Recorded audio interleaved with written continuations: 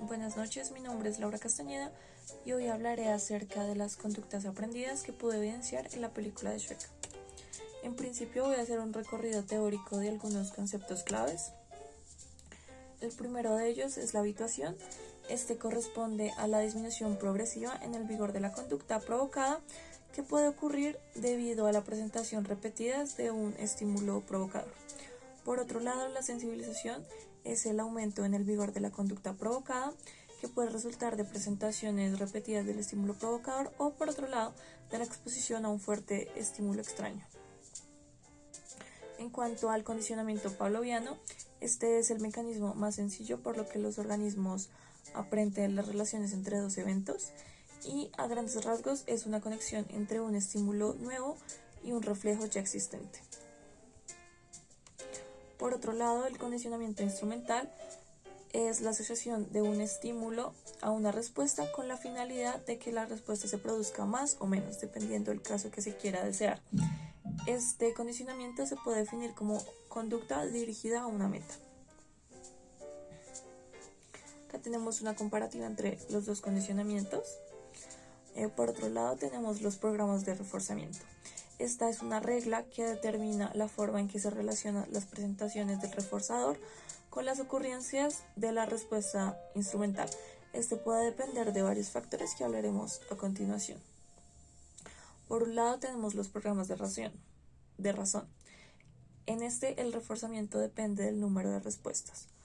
Por un lado, el reforzamiento continuo es cuando una sola respuesta provoca la entrega del reforzador. El reforzamiento intermitente es cuando la respuesta se refuerza solo alguna vez.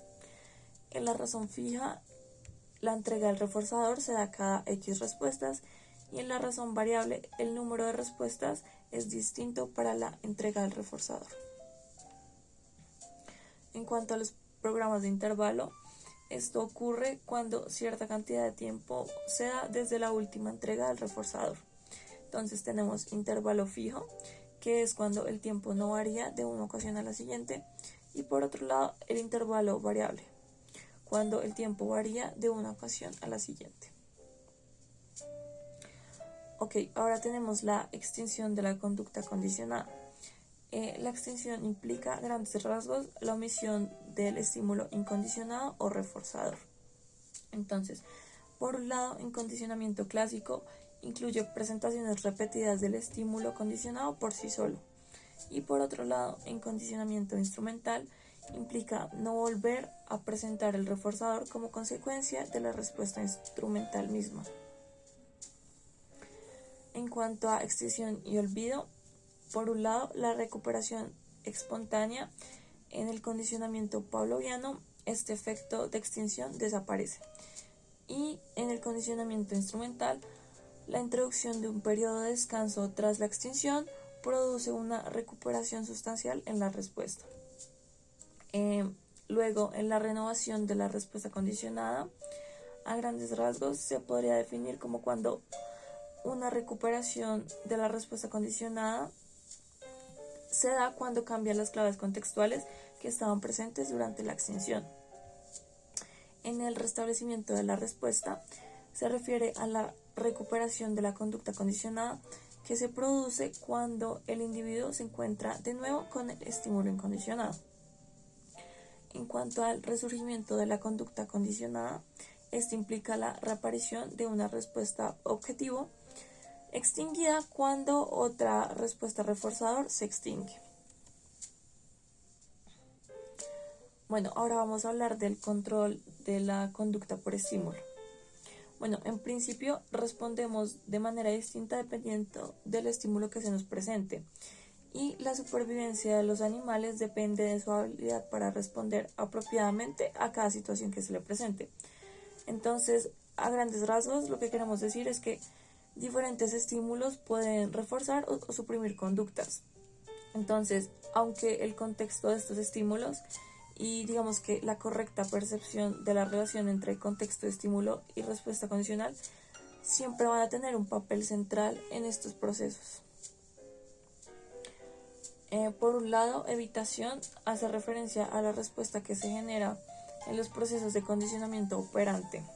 cuando se logra que el individuo dé una respuesta determinada para evitar un estímulo aversivo que es malo para él. Entonces, por otro lado, el castigo, en contraparte, busca disminuir o eliminar la frecuencia de una determinada conducta. Bueno, ahora vamos a hacer el correlacionamiento con la sinopsis de Shrek.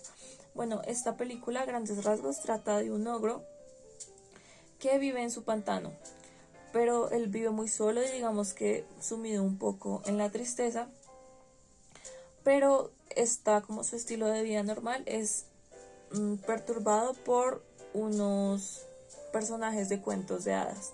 Entonces todos fueron expulsados de sus reinos por, digamos que el malo en esta película, que es Lord Farquaad, y pues decidido a salvar su hogar, Shrek hace un trato con este personaje malo o antagonista y se prepara para rescatar a la princesa Fiona, que es como la tarea que le pone Lord Farquaad a Shrek. Bueno, vamos a ver ahora sí, como les dije, los ejemplos aplicados. Bueno, en principio, el que nos pareció muy relevante fue el condicionamiento instrumental. Esto se presentó cuando en la película Burro estaba siendo, como su supervivencia estaba siendo amenazada por una dragona. Entonces, cuando Burro empezó a halagarla, se dio cuenta de que esta empezó a ser dócil y empezó a mostrarse tranquilo y amable con él. Entonces acá se dio un condicionamiento instrumental de tipo refuerzo positivo, porque la consecuencia positiva de que la dragona se mostrase dócil hizo que Burro aumentara la presencia de su conducta de halago. A su vez, los programas de reforzamiento, particularmente el programa de razón, se ve cuando él, al ver que desarrollando esta conducta obtenía una respuesta de halago, constituía la entrega del reforzador, que es precisamente la conducta amable por parte de la dragona. En cuanto a condicionamiento clásico, pues Shrek creyó equivocadamente que la princesa decía que no lo podía amar, como en una escena a la mitad de la película. Esto le rompió el corazón a Shrek y lo dejó muy, muy triste. Y debido a esta situación, Shrek creó como un sentimiento de rechazo a la princesa, independientemente de las actitudes que ella tuviese, fueran buenas o malas. Entonces, este es condicionamiento clásico, ya que se asocia a la princesa con un estímulo de rechazo. Bueno, en cuanto a sensibilización y habituación, la actitud de Shrek ante Burro en un principio, como cuando se empezaron a conocer, siempre estuvo mediada por elevados grados de estrés, porque Burro tiene una actitud como muy intrusiva todo el tiempo y de hacer constantes preguntas. Entonces esto se considera proceso de sensibilización, ya que ante la exposición de este estímulo extraño, que es la conducta de Shrek, se daba un aumento en el vigor de la conducta de irritabilidad de Shrek. Por otro lado, luego podemos ver el proceso de habituación.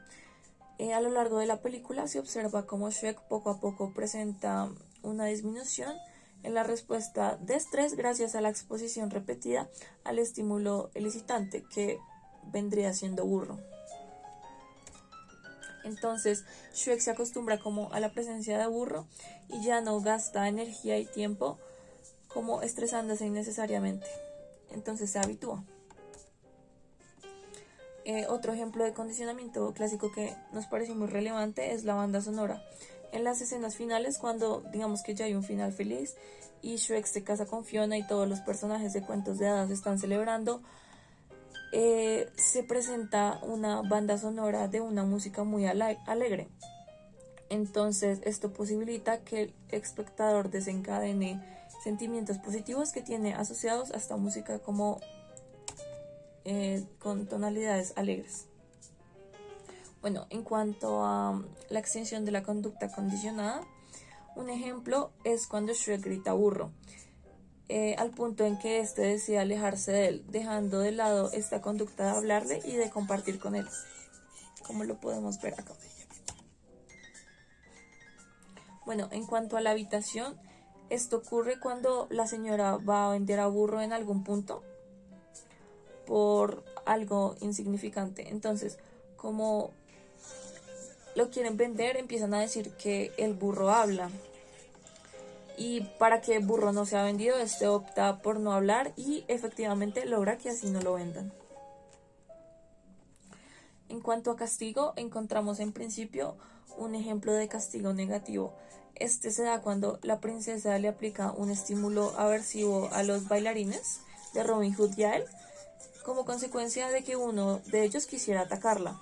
Y por otro lado, el castigo positivo es cuando Shrek elimina lo que para la dragona era un estímulo positivo, quitándole a Burro de sus manos. Entonces, como consecuencia de la conducta indeseada, de tener a Burro secuestrado.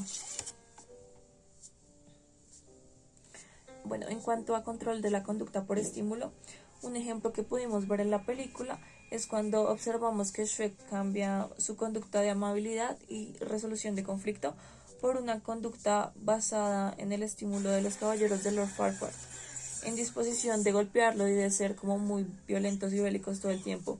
Esto representa recibir un estímulo aversivo.